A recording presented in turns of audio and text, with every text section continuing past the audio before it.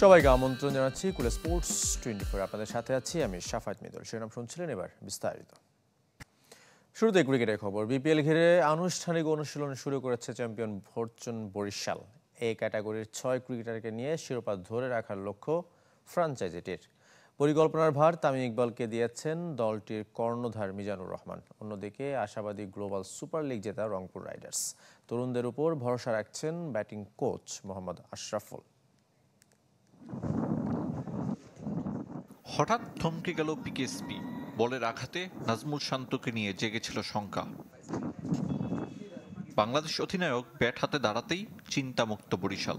নাজমুল শান্ত অবশ্য এরপর আউট হয়ে ফেরেন। ম্যাচ সিনারিওতে হয়েছে চ্যাম্পিয়নদের প্রথম আনুষ্ঠানিক অনুশীলন। বিপিএল এর দিন দুয়েক বাকি থাকতে পরিস্থিতির সাথে মানিয়ে নেওয়ার চেষ্টা। শুরুটা নড়বড়ে হলেও এনসিএল টি-20-র ছন্দ ধরে রেখেছেন তামিম ইকবাল। মুশফিকের সাথে জুটি বেঁধে ব্যাট করেছেন। বরিশালের ড্রেসিং রুমে এ ক্যাটাগরির 6 ক্রিকেটার।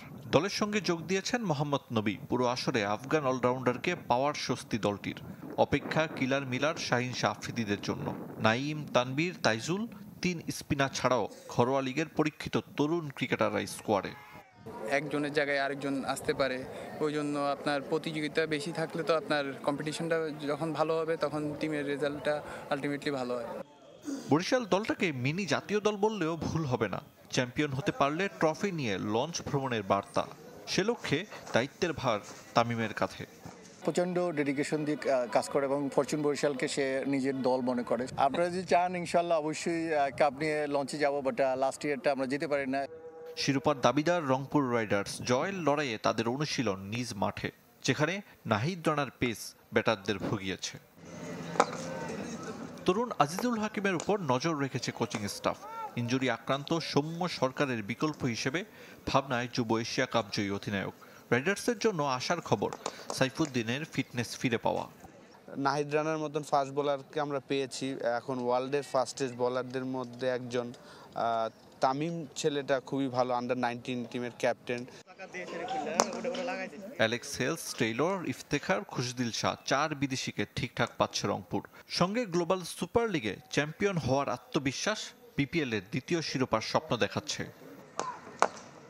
আরিফুল ইসলাম, চ্যানেল 24, ঢাকা।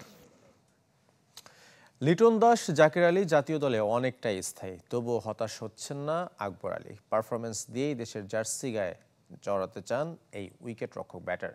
এদিন মিরপুরে প্রথমবারের মতো অনুশীলন করেছে দুর্বার রাজশাহী। দুপুরে ঘাম ঝরিয়েছে চিটাগং কিংস। আকবর আলী যে পজিশনে ব্যাট করেন তা এখন জাকির আলীর দখলে। দেশের জার্সিতে 3 ফরম্যাটেই আলো ছড়াচ্ছেন অনেক। অন্যদিকে যুব বিশ্বকাপের পর একসময় মুশফিকের বিকল্প হিসেবে চিন্তা করলেও জাতীয় দল থেকে অনেকটাই দূরে আকবর। প্রতিদ্বন্দ্বিতায় টিকে থাকা কঠিন থেকে কঠিনতর হচ্ছে এই উইকেট রক্ষক ব্যাটারের। কম্পিটিশনটা আমার সাথে অন্য কারো বা অন্য কারোর সাথে অন্য কারো, আমার মনে হয় কম্পিটিশনটা মোর নিজের সাথে। আমি যদি ভালো করতে পারি ইনশাল্লাহ, মানে যে কোনো জায়গায় আমাকে সুযোগ দিলে যদি ভালো করতে পারি অবশ্যই আমার সুযোগ আসবে। এনসিএল এ 2 হাফ সেঞ্চুরির সাথে ম্যাচ জেতানো পারফরমেন্সও করেছেন আকবর আলী। বিপিএলেও সে ধারাবাহিকতা ধরে রাখতে চান। পরপর 2 টি-20 টুর্নামেন্টের জন্য দেশীয় কোচদের কাছে পরিশ্রম করেছেন অনেক, পাওয়ার হিটিংও আয়ত্ত করেছেন। লাস্ট এইচপি ক্যাম্প যেটা ছিল, এখানে মোর আমি হোয়াইট বলে ফোকাস করেছিলাম, তো রাজিন ভাইয়ের সাথে সেখানে কাজ হয়েছিল। তো আমার মনে হয় যে আর সোহেল স্যারের সাথেও মাঝে মধ্যে কাজ করা হয়। আপনি যখন হোয়াইট বলে খেলতে যাবেন আপনাকে পাওয়ার রিলেটেড কিছু কাজ করতেই হবে এবং কিছু ব্যাক সুইং বা এগুলো জিনিস একটু চেঞ্জ জানতে হয়, তো সেগুলো এনেছিলাম। দুর্বার রাজশাহীর হেড কোচ পাকিস্তানের সাবেক ক্রিকেটার ইজাজ আহমেদ। যদিও টানা খেলার জন্য অনুশীলনের সময় বেশ কম, তবুও ব্যাটিং টেকনিক নিয়ে ইজাজের সাথে কাজ করতে মুখিয়ে আছেন আকবর। অবশ্যই তিনি চমৎকার একজন প্লেয়ার ছিলেন, তো তার এক্সপিরিয়েন্সগুলো নেয়ার এবং তিনি যেই সাজেশনগুলো দিবে সেগুলো অবশ্যই নিজের মধ্যে আনার চেষ্টা করব। মিরপুরের একাডেমি মাঠে প্রথমবারের মতো বিপিএল এর প্রস্তুতি শুরু করেছে দুর্বার রাজশাহী। অনুশীলনে ঘাম ঝরিয়েছেন তাসকিন, বিজয়, জিসান সহ প্রায় সব দেশি ক্রিকেটার। আশিক রুদ্র, চ্যানেল 24, ঢাকা। দেশের ফুটবলে 2024 সালে বড় অর্জন নারী দলের দ্বিতীয় সাফ শিরোপা। তবে আলোচিত ফেডারেশন নির্বাচন আর বছরের একেবারে শেষে এসে সম্ভাবনার সুখবর, হামজা চৌধুরীর বাংলাদেশের হয়ে খেলার অনুমতি। ঘরোয়া ফুটবলে ট্রেবল জিতেছে বসুন্ধরা কিংস, চালু হয়েছে নতুন আসর চ্যালেঞ্জ কাপ। রাজনৈতিক পট পরিবর্তনের প্রত্যক্ষ প্রভাব ছিল ঘরোয়া ফুটবলে।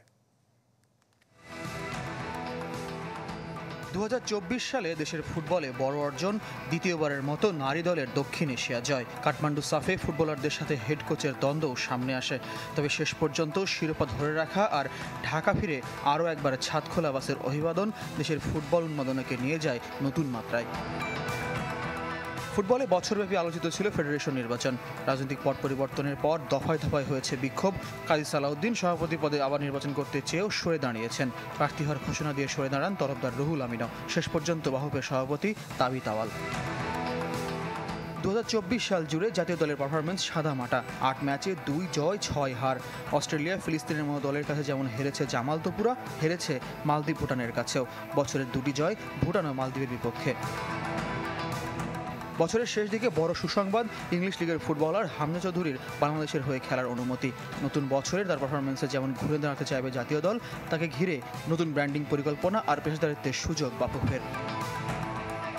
ঘরোয়া ফুটবলে 2023-24 মৌসুমে ট্রেবল জিতেছে বসুন্ধরা কিংস। লিগে চ্যাম্পিয়ন হয়েছে টানা 5বার, আর মৌসুম জুড়ে সব আসরে রানার্স আপ মোহামেডান। নতুন মৌসুমে চালু হয়েছে নতুন টুর্নামেন্ট চ্যালেঞ্জ কাপ, সেটিরও চ্যাম্পিয়ন কিংস। তবে ক্লাবটির হেড কোচ অস্কার ব্রুজেনকে ধরে রাখতে পারেনি, চলে গেছেন ব্রাজিলিয়ান তারকা রবসন রবিনিও। রাজনৈতিক পট পরিবর্তনের প্রত্যক্ষ প্রভাব পড়ে ঘরোয়া ফুটবলে। শেখ জামাল ধানমন্ডি ক্লাব এবং শেখ রাসেল ক্রীড়াচক্র দল গড়েনি। আবাহনী ক্লাব থেকে লুটপাট হয়েছে ট্রফি সহ গুরুত্বপূর্ণ স্মারক। ক্লাবগুলোর খেলার অনিশ্চয়তার মধ্যে কর্মসূচি পালনে বাধ্য হন পেশাদার ফুটবলাররা। স্বাধীনতা কাপ হয়নি, কোনো ক্লাবের হয়ে ঘরোয়া ফুটবল খেলা হচ্ছে না জামাল ভুঁইয়ার। পুরুষ ও নারী সাফের 4 বয়সভিত্তিকে 3 শিরোপা বাংলাদেশের। শুরুটা ঢাকায় অনূর্ধ্ব-19 নারী চ্যাম্পিয়নশিপের ঘটনাবহুল ফাইনাল দিয়ে। শিরোপা নির্ধারণে ম্যাচ কমিশনারের বিতর্কিত টস সিদ্ধান্তের পর কর্মকর্তাদের আলোচনায় সিদ্ধান্ত হয় বাংলাদেশ ও ভারত যৌথ চ্যাম্পিয়ন। অনূর্ধ্ব-16 কিশোরী সাফেও সেরা লাল সবুজ। আর আগস্টে নেপালে সাফ অনূর্ধ্ব-20 টুর্নামেন্টে চ্যাম্পিয়ন হয়েছে যুব ফুটবলাররা। বছর জুড়ে নারী ফুটবলাররা ছিলেন আলোচনায়। দেশে লিগ হয়েছে, ভারতের ক্লাবে খেলেছেন সাবিনা খাতুন ও সানজিদা আক্তার। প্রথমবার ইস্ট বেঙ্গলে খেলে বেশি আলোচিত সানজিদা। আগস্টে ভুটানের ক্লাব রয়্যাল থিম্পু কলেজের হয়ে এএফসি নারী চ্যাম্পিয়ন্স লিগে অভিষেক হয় ঋতুপর্ণা, মনিকা ও মারিয়া মান্দার। সাবিনা ভুটান গিয়েছিলেন, তবে মাঠে নামা হয়নি। সংস্কার শেষ হয়নি বঙ্গবন্ধু স্টেডিয়ামের, তবু বছর জুড়ে আলোচনায় ছিল হোম অফ ফুটবল। কমলাপুর স্টেডিয়ামের টার্ফ প্রতিস্থাপন শুরু হয়েছে। দর্শক কাণ্ডে ফিফার জরিমানা গুনতে হয়েছে বাফুফেকে। অনিয়মের দায়ে শাস্তির মুখে পড়েছেন কর্তারা। তালিকায় ছিলেন তৎকালীন সিনিয়র সহসভাপতি সালাম মুর্শিদিও। আগে নিষেধাজ্ঞায় থাকা সাবেক সাধারণ সম্পাদক আবু নাইম সোহাগের শাস্তির মেয়াদ বেড়েছে। ফুটবলে নানা প্রাপ্তি আর আক্ষেপের বছরে ছিল শোকের ছায়াও। স্বাধীন বাংলা ফুটবল দলের অধিনায়ক জাকারিয়া পিন্টু এবং দলটির সংগঠক সাইদুর রহমান প্যাটেলকে হারিয়েছে দেশ। ফয়জুল ইসলাম, চ্যানেল 24, ঢাকা। বিজয় দিবস হ্যান্ডবলে champion border guard Bangladesh Ansar ও বিডিপিকে হারিয়েছে 30-27 পয়েন্ট ব্যবধানে। তবে নারী বিভাগে ঠিকই শিরোপা জিতেছে আনসার ও বিডিপি। পুলিশকে হারিয়েছে 33-15 পয়েন্টের ব্যবধানে। প্রথমার্ধে এগিয়ে ছিল 16-9 পয়েন্টে। এরপর আর ম্যাচে ফিরতে পারেনি পুলিশ। ম্যাচ সেরা হয়েছেন আনসারের আলপনা আক্তার। পুরুষ বিভাগের শুরু থেকে আধিপত্য ছিল বর্ডার গার্ডের। প্রথমার্ধে এগিয়ে যায় 15-10 পয়েন্টের ব্যবধানে। সেই আধিপত্য ম্যাচের শেষ পর্যন্ত ধরে রাখে বিজিবি। ম্যাচ সেরা তারিকুর রহমান। ফাইনালিস্টদের পুরস্কার তুলে দেন ফেডারেশন সাধারণ সম্পাদক আসাদুজ্জামান কোহিনুর। শুরু হলো বিজয় দিবস টেনিস। শুক্রবার টুর্নামেন্টের উদ্বোধন করেন ফেডারেশন সভাপতি আব্দুল হাই সরকার। অনুষ্ঠানে উপস্থিত ছিলেন ফেডারেশনের অন্যান্য কর্তা ব্যক্তি ও পৃষ্ঠপোষক প্রতিষ্ঠান, শাহজালাল ইসলামী ব্যাংকের ভাইস চেয়ারম্যান মোহাম্মদ ইউনুস ও এমডি মোসলেহ উদ্দিন আহমেদ। আসরে পুরুষ ও নারীদের পাশাপাশি অনূর্ধ্ব-14 ও 18 বালক ও বালিকা ইভেন্টে একক ও দ্বৈতে লড়ছেন 200-র বেশি খেলোয়াড়। বিকেএসপি, অফিসার্স ক্লাব সহ অংশ নিচ্ছে ঢাকা ও বাইরের 30টি ক্লাব ও সংস্থা। সপ্তাহব্যাপী আসর শেষ হবে 3 জানুয়ারি।